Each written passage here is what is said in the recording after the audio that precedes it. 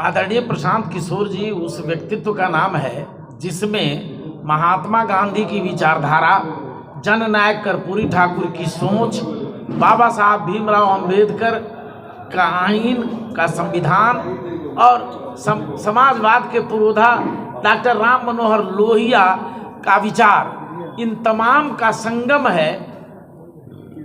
और इन तमाम विचारधाराओं को अपने सीने में जज्ब किए हुए व्यक्तित्व का नाम है आदरणीय प्रशांत किशोर जी, जो जनसुराज के सूत्रधार हैं और जनसुराज के पदयात्रा अभियान के प्रणेता हैं, पदयात्रा कर रहे हैं। इसलिए आदरणीय जननायक कर्पूरी ठाकुर का जन्म शताब्दी समारोह सह अति पिछड़ा सम्मेलन जो पटना के बापू सभागार में आयोजित किया गया है, ये माननीय प्रशांत किशोर जी के निर्देश पर ये तैयारी चल रही है, ये आयोजन हो रहा है। चूँकि हम जननायक कर्पूरी ठाकुर के विचारों के करीब हैं, हम उनके विचारधारा को गाँव में झोपड़पट्टियों में पहुँचाना चाहते हैं। झोपड़ी में जो रोशनी लाने की योजना थी जननायक कर्पूरी की, उसी बात को लेकर हम भी चले हुए हैं। इसलिए बिहार को बदलना अगर होगा तो जननायक कर्पूरी की विचारधारा को पुनर्जीवित करना होगा, तब आप बिहार को बदल सकते हैं। इसलिए महात्मा गांधी के विचारों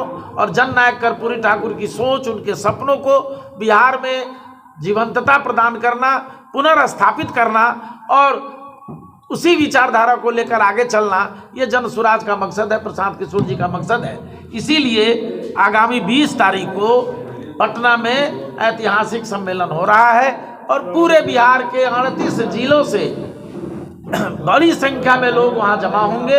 हमारे साथी आदरणीय पूर्व IAS NP मंडल जी और हमारे वरिष्ठ नेता संतोष महतो जी, दोनों को संयोजक बनाया गया है। ऐतिहासिक प्रोग्राम करने के पीछे क्या मकसद है? क्या जनसुराज अति पिछड़े समाज को एक बड़ा मैसेज देना चाहती है बिहार के बदलाव में अहम भूमिका निभाने के लिए? निश्चित रूप से आदरणीय प्रशांत किशोर जी तो 2 अक्टूबर को पदयात्रा की जब शुरुआत उन्होंने गांधी जी के कर्मभूमि चंपारण से करी थी, उस समय से वो लगातार घोषणा करते रहे हैं कि बिहार में जिसकी जितनी आबादी उसकी उतनी भागीदारी।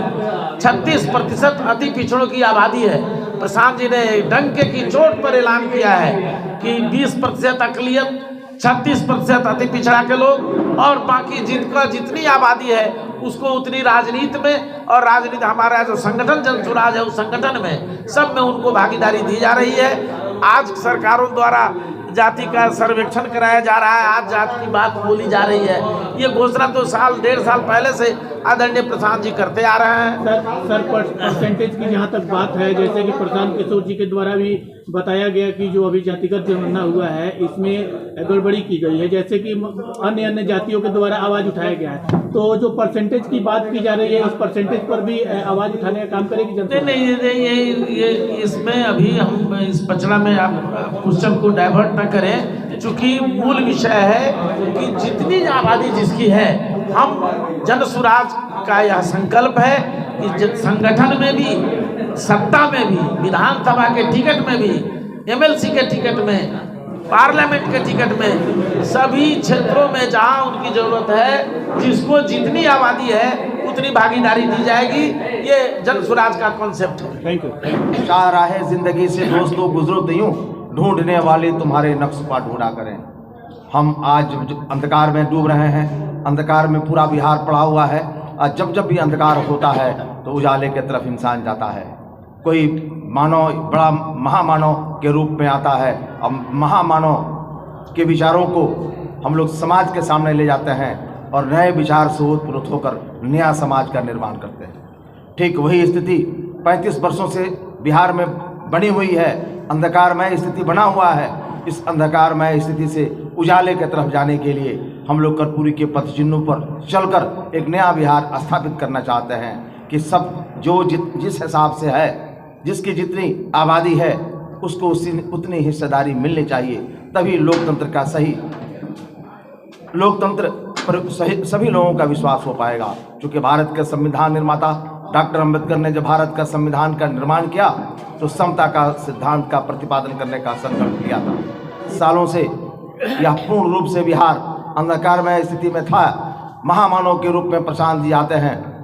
प्रशांत जी जनसुराज के सूत्रधार हैं और चंपारण के धरती से वह अपने आगाज करते हैं, उस प्रकाश की तरफ आगे की ओर चलना शुरू करते हैं और चलते चलते आज बेगूसराय में पहुंचे हुए हैं। तो जो स्थितियां हैं बिहार की, उस स्थिति को वह करीब से निकट से देख रहे हैं और मुझे लगता है कि आने वाले दिनों में वो एक क्रांति के रूप में आएगा।